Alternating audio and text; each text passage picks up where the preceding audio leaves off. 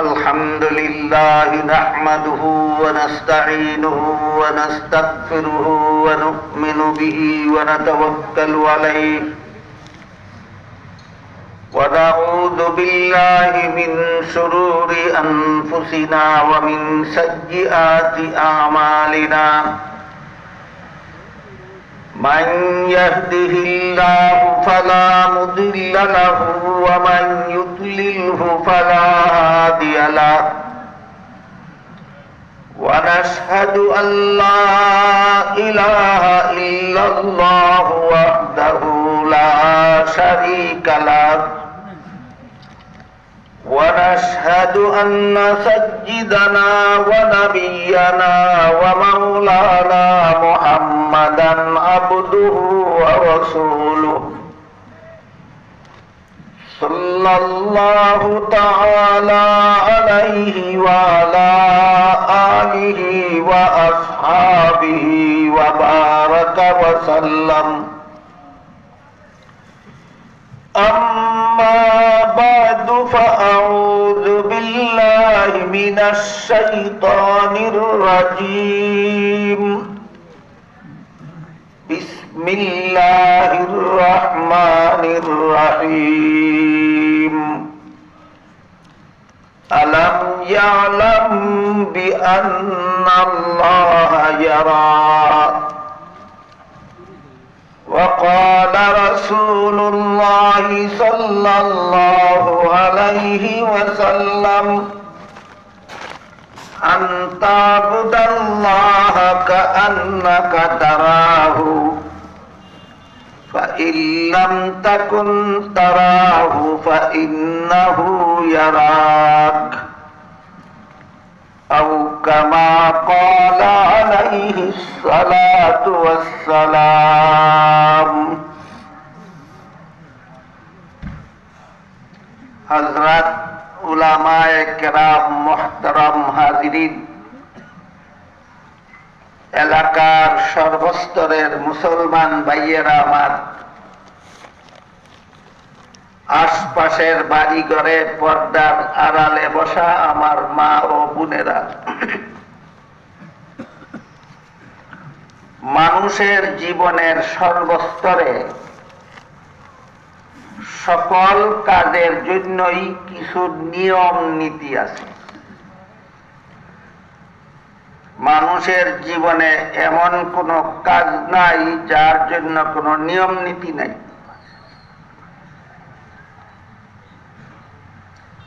খাওয়ার জন্য যেমন নিয়ম নীতি আছে, ঘুমানোর জন্য নিয়ম নীতি আছে, পেশাব পায়খানা করার জন্য নিয়ম নীতি আছে, গৃহস্থী আরস্থী ব্যবসা বাণিজ্য চাকুরি বাকুরি এবাদত বন্দেগী সকল কাজের ওই নিয়ম নীতি আছে। এই সমস্ত নিয়ম নীতি লঙ্ঘন করার নাম দুর্নীতি। দুর্নীতি কারে কয়? নিয়ম নীতি লঙ্ঘন করার নাম দুর্নীতি। যেমন ধরেন গাড়ি চালাবার নিয়ম নীতি আছে। কি নিয়ম নীতি? সামনে যদি ট্রাফিক সিগন্যাল লাইট লাল বাতি জ্বলে, নিয়ম নীতি হইল গাড়ি আর চলবে না, গাড়ি থামবে। আর যদি সবুজ বাতি জ্বলে তাইলে নিয়ম কি? গাড়ি চলবে। লাল বাতিও মানে না, সবুজ বাতিও মানে না, এ চলে যে চলেও। এটার নাম কি? দুর্নীতি। ব্যবসার নিয়ম নীতি হইল তুমি কাস্টমারকে যেই রকম জিনিস দেখাইবা, দেওয়ার সময় ওই রকম জিনিস দিবা। দেখাইবার সময় বালাটা দেখায় আর দেওয়ার সময় খারাপটা দেয়। বলেন এটার নাম কি? দুর্নীতি। এরপরে গেল ভোট দিত, নিজের ভোট ছাড়াও আরো 50 জনের ভোট চুরি করিয়া দিয়ে আসে। এটার নাম নীতি? দুর্নীতি।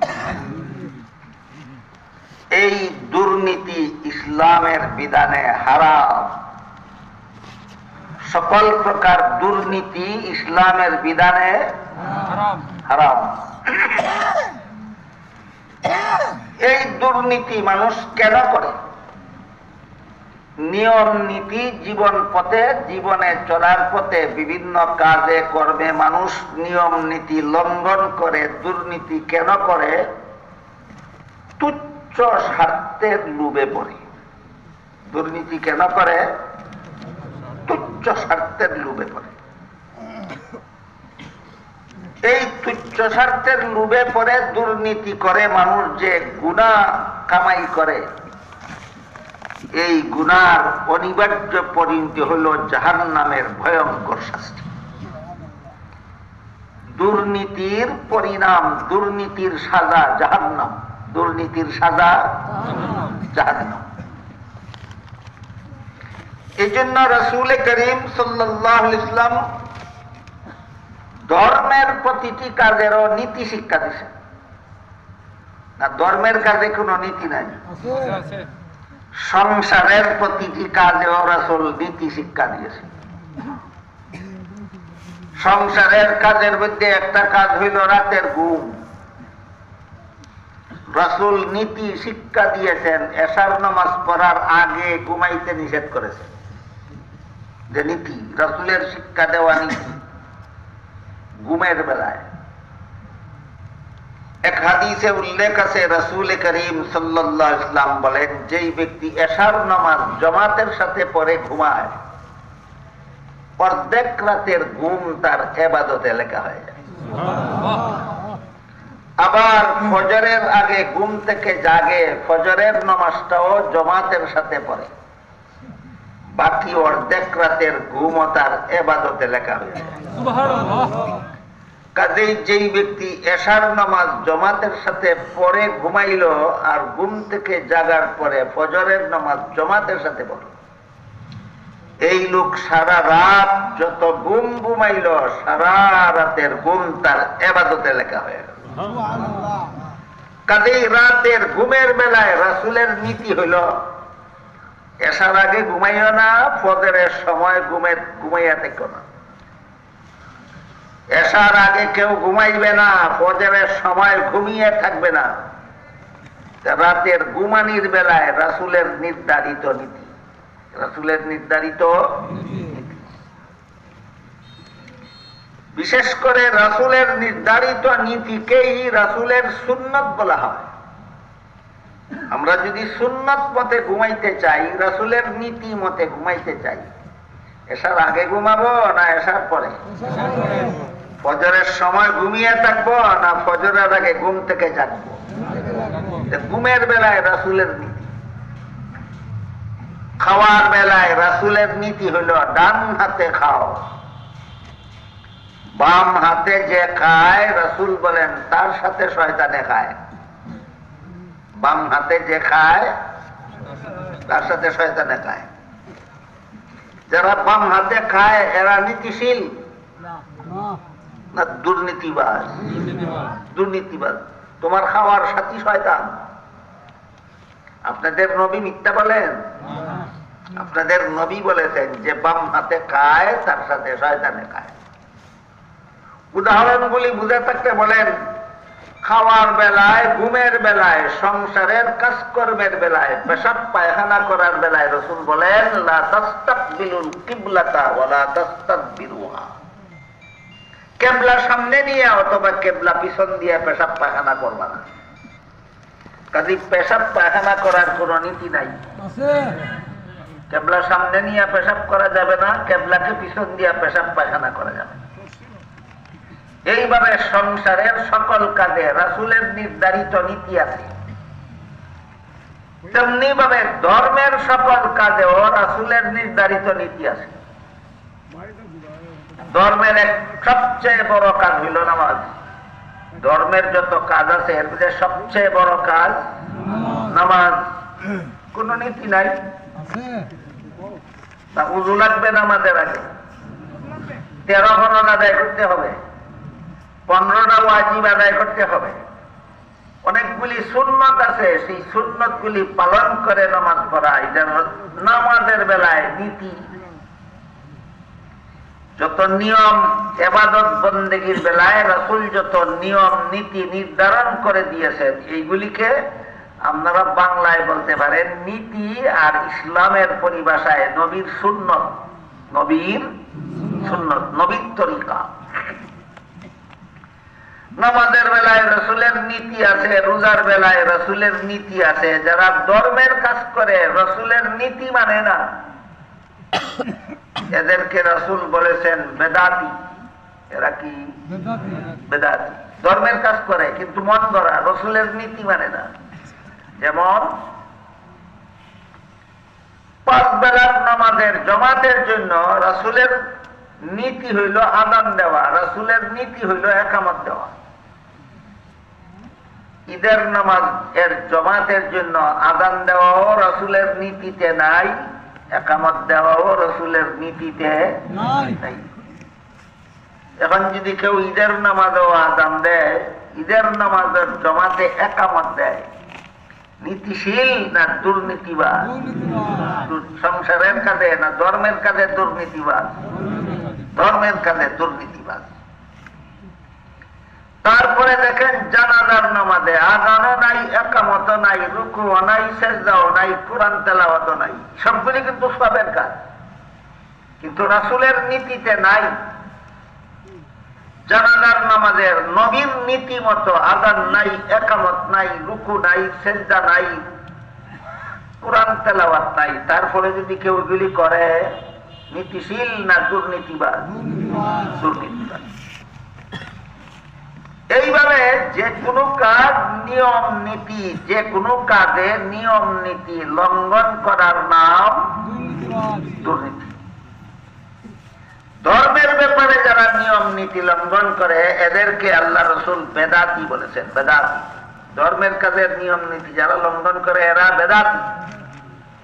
আর সংসারের কাজে যারা নীতি লঙ্ঘন করে এরার নাম দুর্নীতিবাজ। ধর্মের কাজে নিয়ম নীতি লঙ্ঘন করলে নাম বেদাতি, সংসারের কাজে নীতি লঙ্ঘন করলে নাম দুর্নীতিবাজ। হযরত হাবিব হুজুর রাহমাতুল্লাহি আলাইহি একবার প্রেসিডেন্ট নির্বাচনে দাঁড়াইছিলেন। আপনারা যারা মুরব্বী তাদের মনে থাকার কথা, অল্প বয়সের ছেলেরা হয়তো দেখছেই না, জানেও না। ওই সময় আমি গেছিলাম হাবিব হুজুরকে ভোট দিতে। গিয়া দেখি আমি ভোট সেন্টারে যাওয়ার আগে কোন সুরে আমার ভোট জ্বালাইছে। বেদাতি, দুর্নীতিবাজ। ধর্মের কাজে দুর্নীতিবাজ হইলে তার ধর্মীয় জীবন ধ্বংস হইয়া যায়।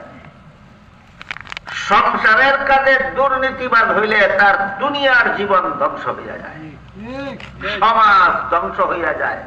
সংসারের কাজে যারা দুর্নীতিবাজি করে এদের কারণে সমাজ ধ্বংস হয়। ধর্মের কাজে যারা দুর্নীতিবাজি করে এদের ধর্মীয় জীবন ধ্বংস হইয়া যায়। এই হইল দুর্নীতি কাকে বলে এবং এই দুর্নীতির উদাহরণ। দুর্নীতিগুলি করে মানুষে কেন? দুনিয়ার তুচ্ছ স্বার্থের লোভে। দুর্নীতি করে দুনিয়ার তুচ্ছ স্বার্থের লোভে। সমাজকে এই দুর্নীতি মুক্ত করার কয়েকটা পদ্ধতি আছে। Serial by serial, serial by serial মানে আগে এক নম্বরটা সুযোগ না হইলে 2 নম্বর, 2 নম্বরটার সুযোগ না হইলে 3 নম্বর। বলেন সমাজকে দুর্নীতি মুক্ত করার একটা পদ্ধতি আছে না কয়েকটা? কয়েকটা পদ্ধতি এলোমেলো না ধারাবাহিক? হ্যাঁ, ধারাবাহিক কয়েকটা পদ্ধতি আছে সমাজকে দুর্নীতি মুক্ত করার। সমাজের ধ্বংসের হাত থেকে রক্ষা করতে হইলে সংসারের কাজে দুর্নীতি বন্ধ করতে হবে। সমাজের ধর্মীয় জীবনকে ধ্বংসের হাত থেকে রক্ষা করতে হইলে ধর্মীয় কাজের দুর্নীতি বন্ধ করতে হবে। দুর্নীতি বন্ধ করার, দুর্নীতি দমন করার পদ্ধতি কোরআন শিক্ষা দিয়েছে একটা না কয়েকটা? এলোমেলো না ধারাবাহিক? ধারাবাহিক। ধারাবাহিক মানে আগেরটা আগে। সকল প্রকার দুর্নীতি বন্ধ করার সর্বপ্রথম ব্যবস্থা হলো আল্লাহর ভয়। প্রথম ব্যবস্থা আল্লাহর ভয়। আমি যে অন্যজনের ভোট চুরি করে দিয়া দেব, হয়তো আমাকে দুনিয়ার কোনো মানুষ ধরতে পারবে না। আমি যে চুরি করে ভোট দিলাম কেউ দেখবেও না, ধরতেও পারবে না। আল্লাহ দেখে না, আল্লাহ ধরবে না কোনোদিন। সেই দিন আমি আল্লাহর কাছে কি জবাব দেব? এই ভয় যার অন্তরে তাকে কোনো কাজে দুর্নীতি করার সাহস করতে পারে না। তাহলে দুর্নীতি মুক্ত সমাজ গড়ার 1 নম্বর ব্যবস্থা আল্লাহর ভয়। দুর্নীতি মুক্ত সমাজ গড়ার 1 নম্বর ব্যবস্থা আল্লাহর ভয়। বলা খুব সহজ।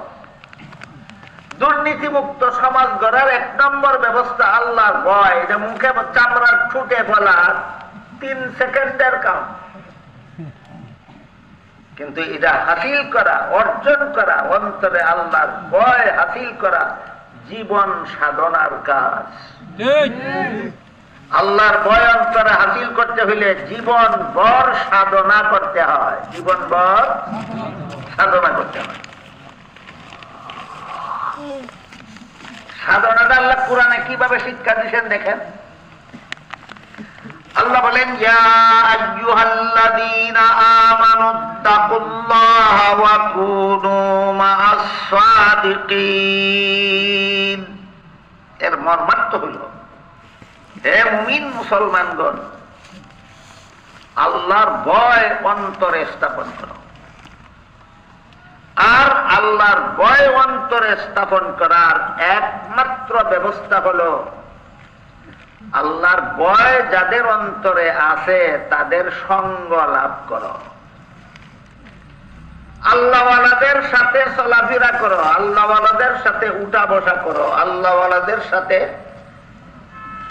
সমাজ করো, আল্লাহওয়ালাদের সাথে জীবনযাপন করো।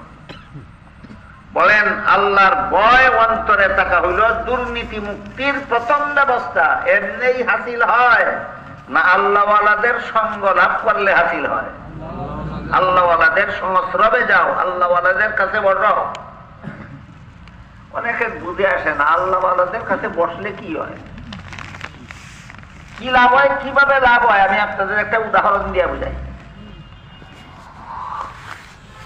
আপনারা যে বসেছেন, আপনাদের মাথার উপর সামিয়ানার নিচে বেশ কতগুলি বাতি জ্বলে। এই বাতিগুলির আলো লাগে আপনাদের গায়ে, এই জন্য আপনাদের দেহটা আলোকিত, দূরের থেকে দেখা যায়। আপনাদের শরীরে বাতি জ্বলে না জ্বলন্ত বাতির আলো লাগে? এই কারণে শরীর আলোকিত। শরীরের বাতির দ্বারা শরীর আলোকিত না ইলেকট্রিক বাতির দ্বারা শরীর আলোকিত? যেমন ভাবে বাতির নিচে বসলে শরীর আলোকিত হয়, ঠিক তেমনি ভাবে আল্লাহওয়ালাদের অন্তরে হেদায়েতের বাতি জ্বলে। এদের কাছে বসলে যে বসে তার অন্তর আল্লাহর ভয়ের আলোতে আলোকিত হয়। তাইলে আল্লাহর ভয় অন্তরে এমনি হাসিল হয় না আল্লাহওয়ালাদের সংস্রব অবলম্বনের মাধ্যমে? আল্লাহওয়ালাদের অন্তরে কিভাবে আল্লাহর ভয় হাসিল করতে হবে আল্লাহ বড় পরিষ্কার ভাবে শিক্ষা দিয়ে কোরআনে বলেন, ইত্তাকুল্লাহা ওয়া কুনু মা'আস সাদিকিন। আল্লাহর ভয় অন্তরে স্থাপন করো। আর আল্লাহর ভয় অন্তরে স্থাপন করার একমাত্র ব্যবস্থা হলো আল্লাহওয়ালাদের সঙ্গ লাভ করো, আল্লাহওয়ালাদের সংস্রব অবলম্বন করো। এটা যদি কেউ করে না, আল্লাহর ভয় অন্তরে হাসিল করে না, তাহলে সে দুর্নীতিবাদ হবেই হবে। আল্লাহওয়ালাদের সংস্রব যারা অবলম্বন করে না, এরা জীবনের সকল কাজে হবে দুর্নীতিবাজ। কিভাবে দুর্নীতিবাজ হয়? আর আল্লাহওয়ালাদের সঙ্গ লাভ করলে কিভাবে দুর্নীতি থেকে মুক্ত থাকতে পারে?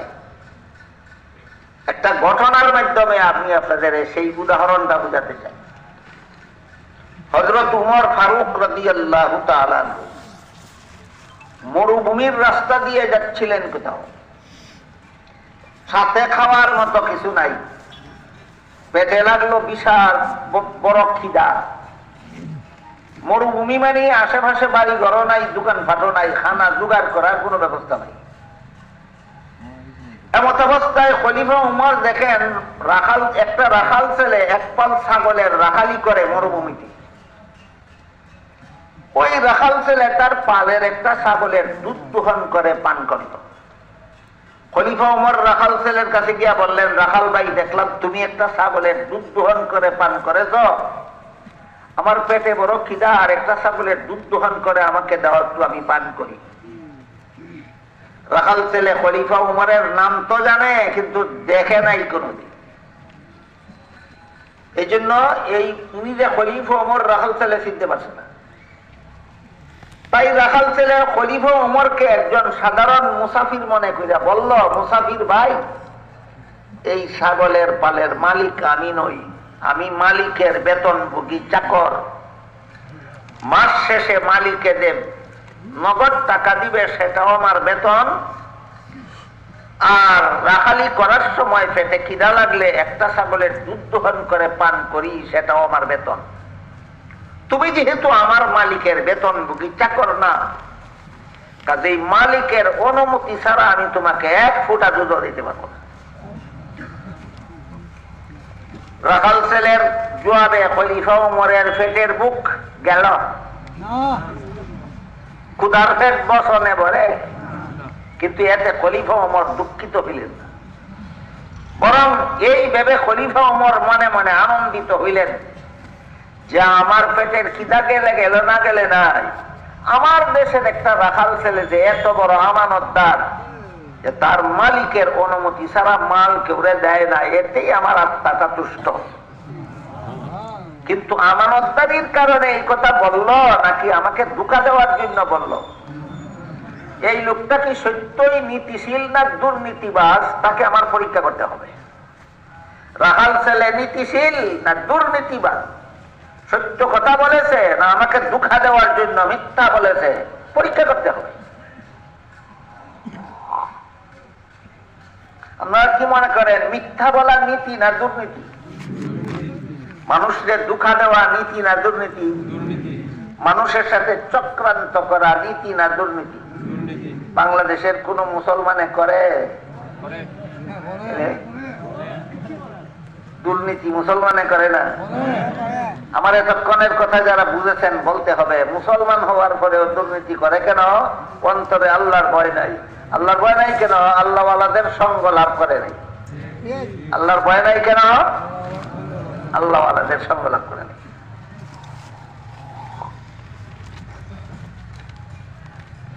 পরীক্ষা করার জন্য খলিফা ওমর বললেন, ঠিক আছে, তুমি যদি বিনামূল্যে আমারে এক ছাগলের দুধ না দাও, একটা দুধের ছাগল আমার কাছে উচিত মূল্যে বিক্রি করে দাও, এতে তোমার একটা উপকার হবে, আমার একটা উপকার হবে।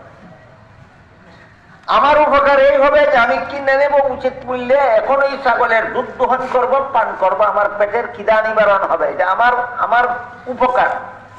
আর তোমার উপকার এই হবে যে একটা দুধের ছাগল আমার কাছে বিক্রি করে যে মূল্যটা তুমি পাবে, সেটা মালিকের দেওয়া বেতনের অতিরিক্ত, না বেতন থেকে কাটা যাইব, অতিরিক্ত, এটা তোমার উপকার। রাখাল ছেলে কয়, মুসাফির মিয়া, তোমার কথা মতো একটা ছাগল যদি তোমার কাছে বিক্রি করে আমি বেতনের অতিরিক্ত পয়সাটা খাইয়া ফেলি, মালিকে যখন গণ্যা দেখবো ছাগল একটা কম, আমার এত জিজ্ঞাসা করবো ছাগল একটা কম কেন, মালিককে কি জব দিব? খলিফা ওমর বলেন, মালিক রে কইও ছাগল একটা বাঘে দুইটা নিয়ে গেছে। বাঘের ছাগল দুইটা নিয়ে গেলে রাখাল ছেলের ফিরানির কোনো ক্ষমতা নাই, তোমার বিরুদ্ধে বিচারও চলবে না, অভিযোগও চলবে না। এই কথা বলা মাত্র রাখাল ছেলে খলিফা উমরের উপর দারুণ ভাবে খেপলো। খেপিয়া কয়, এই বেটা মুসাফির, দাঁড়া, আমার একটা কথা শুনে যা। হে খলিফা উমর চিনে না মুসাফির চিনে? এই বেটা মুসাফির, আমার একটা কথা শুনে যা। কি কথা?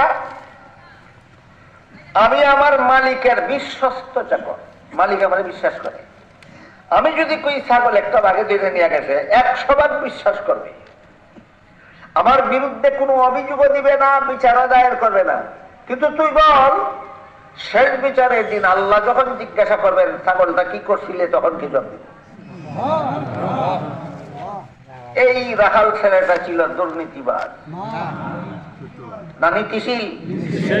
কেমনে নীতিশীল হইল? তার অন্তরে আল্লাহর বিচারে কি জবাব দিব সেই ভয় তার অন্তরে জাগ্রত।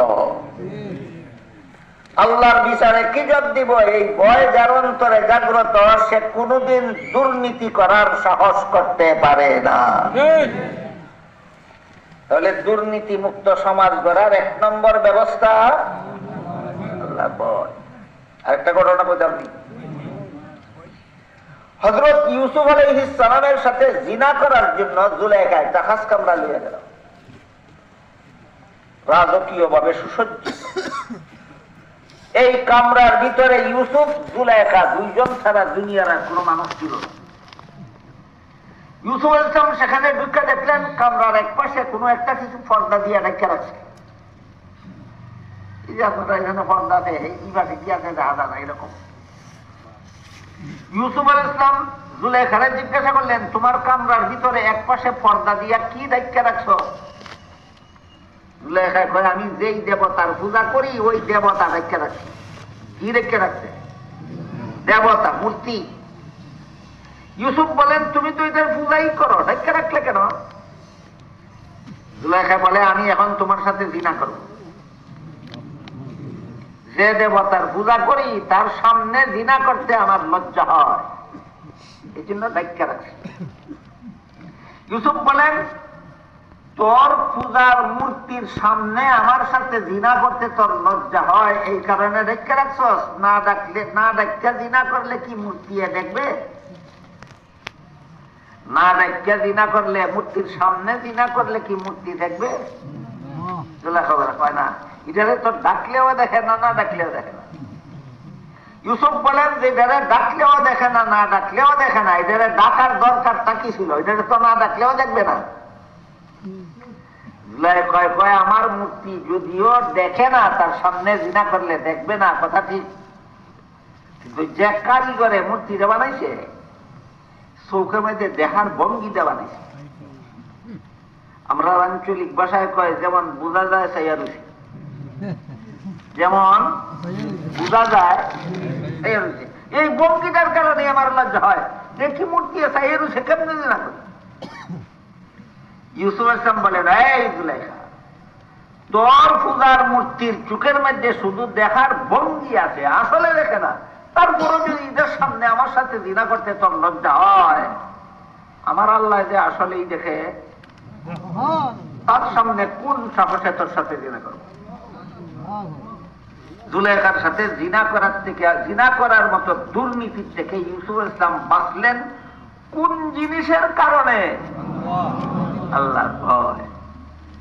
তাহলে দুর্নীতি মুক্ত সমাজ গড়ার 1 নম্বর ব্যবস্থা আল্লাহর ভয়। 1 নম্বর মনে রাখবে, 1 নম্বর ব্যবস্থা আল্লাহর ভয়। যার অন্তরে আল্লাহর ভয় যত কম থাকবে সে তত বড় দুর্নীতিবাজ হতে বাধ্য। যার অন্তরে আল্লাহর ভয় যত কম থাকবে সে তত বড় দুর্নীতিবাজ হতে বাধ্য, দুর্নীতিবাজ না হয়ে পাবে। আরেকটা ঘটনা, খলিফা ওমর নির্দেশ দিলেন কোন দুধের ব্যবসায়ী দুধে পানি মিশাইতে পারবে না। দুধে পানি মিশাইয়া দুধ কইয়া বেচন দোকানি, দোকান দুর্নীতি নেই, দুর্নীতি। খলিফা ওমর বলেন কোন ব্যবসায়ী কাস্টমারের সাথে দুর্নীতি করতে পারবে না, নিষেধ। কোন দুধের ব্যবসায়ী দুধে পানি মিশাতে পারবে। এমত অবস্থায় গভীর রাতে একটা মা তার মেয়েরে কয় দুধের মধ্যে পানি মিশিয়ে রাখো, রাত হইয়া দুধ বেচতে হবে। মেয়ে কয় খলিফা উমরের নিষেধ। মায়ের কয় এই অন্ধকার রাত্রে, গভীর অন্ধকার রাত্রে দরজা জানালা বন্ধ করা ঘরের ভিতরে দুধে পানি মিশাইলে উমরে তো দেখবে না। কি বলে দেখবে? উমরে দেখবে? উমরে তো দেখবে না। মেয়ে মারে কয় উমরে না দেখলে কি হইব? আল্লাহ দেখবে না? উমরের কাছে জবাব দেওয়া লাগবে না, উমরে দেখবে না, কিন্তু আল্লাহ যা দেখে আল্লাহরে কি জবাব দেবে? বলেন দুধের মধ্যে পানি মিশাবার মতো দুর্নীতি থেকে এই মেয়েটারে বাঁচাইল কোন জিনিসে? আল্লাহর ভয়। এই জন্য আল্লাহ কোরআনে বলেন আলাম ইয়ালাম বিআন্নাল্লাহ ইয়ারা। আমার বান্দা কি জানে না আল্লাহ যে দেখে? আমার বান্দা কি জানে না আল্লাহ যে দেখে? হাদিস শরীফে রাসূল করিম সাল্লাল্লাহু আলাইহি ওয়াসাল্লাম বলেন ফাইল লাম তাকুন তারাহু ফাইন্নাহু ইয়ারাক। তুমি যদিও আল্লাহরে দেখো না, আল্লাহ কিন্তু তোমারে দেখে। তুমি যদিও আল্লাহরে দেখো না, আল্লাহ কিন্তু তোমারে দেখে। কি বিশ্বাস করেন আপনারা? আল্লাহ কি আমাদের দেখেন? তাহলে আমি নীতি বজায় রেখে চলি না দুর্নীতিবাদী করি? আল্লাহ জানা নাই? দুনিয়ার কোন মানুষ যদি আমাকে ধরতে নাও পারে, শেষ বিচারের দিন আল্লাহ যখন ধরবেন তখন আল্লাহর কাছে কি জবাব দেব? এই ভয় যাদের অন্তরে থাকে এরা জীবনের কোনো কাজে দুর্নীতিবাদী করার সাহস করতে পারে না। দুর্নীতিবাদী করার সাহস করতে পারে না। তাইলে দুর্নীতি মুক্ত সমাজ গড়ার প্রথম ব্যবস্থার নাম ভুলে যাবেন কোনদিন? দুর্নীতি মুক্ত সমাজ গড়ার প্রথম ব্যবস্থাটার নাম আল্লাহর ভয়। আরেকটা ঘটনা কই। খলিফা উমর এই মাত্র শাসনকর্তা মনোনীত হলেন। নতুন নতুন আবু বকর সিদ্দিক রাদিয়াল্লাহু আনহুর ইন্তেকালের পর খলিফা উমর শাসনকর্তা মনোনীত হলেন। আমাদের সমাজের রাজনৈতিক ভাষায় কয় শাসনকর্তা, কোরআন হাদিসের ভাষায় কয় খলিফা। কোরআন হাদিসের ভাষায় খলিফা। রাসূল যে একটা ইসলামী রাষ্ট্র প্রতিষ্ঠা করে গেছিলেন, রাসূলের ইন্তেকালের পরে সেই রাষ্ট্রের প্রথম খলিফা ছিলেন হযরত আবু বকর সিদ্দিক রাদিয়াল্লাহু। আবু বকর সিদ্দিক রাদিয়াল্লাহু আনহুর ইন্তেকালের পরে উমর হলেন দ্বিতীয় খলিফা। উমর শাসনকর্তা মনোনীত হইয়াই রাতের বেলায় ঘোরাফেরা শুরু করলেন জনগণের অবস্থা তদন্ত করার জন্য। সরকারের কাছে জনগণের যত অধিকার আছে অধিকারগুলি জনগণে পাইতেছে না বঞ্চিত হইতেছে তদন্ত করা। সরকারের কাছে জনগণের কতগুলি অধিকার আছে, এই অধিকার যদি কোনো সরকারে আদায় করে না, কিয়ামতের দিন আল্লাহর আদালতে আসামির কাঠগড়ায় দাঁড়িয়ে জবাবদিহি করতে হবে। আজকাল এই বিষয়ে আমাদের সমাজে আলোচনা হয় না। সরকারের কাছে জনগণের মৌলিক অধিকার আছে 6টা। কয়টা? মূল অধিকার 6টা। এই 6টা অধিকার যে সরকার জনগণের আদায় করতে পারে না, এমন সরকারের গদি কামড় দিয়া দইরে রাখিয়া বসে থাকার অধিকার থাকে না। জনগণের অধিকার পারলে আদায় করো, না পারলে গদি ছাড়ো। ইসলামের বিধান। ইসলামের বিধান হইল পারলে জনগণের অধিকার আদায় করো, না পারলে গদি ছাড়ো, না পারলে গদি ছাড়ো। অধিকারও দেয় না, গদিও ছাড়ে না। এক জাহান্নাম ছাড়া কোনো ঠিকানা হবে না পরকালে। জাহান্নাম ছাড়া কোনো ঠিকানা হবে না। এই মর্মে হাদিস শরীফে রাসূল করিম সাল্লাল্লাহু আলাইহি ওয়াসাল্লাম বলেন আলা কুল্লুকুম রাইন ওয়া কুল্লুকুম মাসউলুন আন রাইয়াতিহি। তোমাদের প্রত্যেকেই দায়িত্বশীল, প্রত্যেককেই আপন আপন দায়িত্ব সম্পর্কে আল্লাহর কাছে জবাব দিতে হবে। ব্যাখ্যা করে রাসূল বলেন যে শাসনকর্তা সে সমস্ত দেশবাসীর অধিকার আদায়ের দায়িত্বশীল। দেশের শাসনকর্তা সমস্ত দেশবাসীর অধিকার আদায়ের দায়িত্বশীল।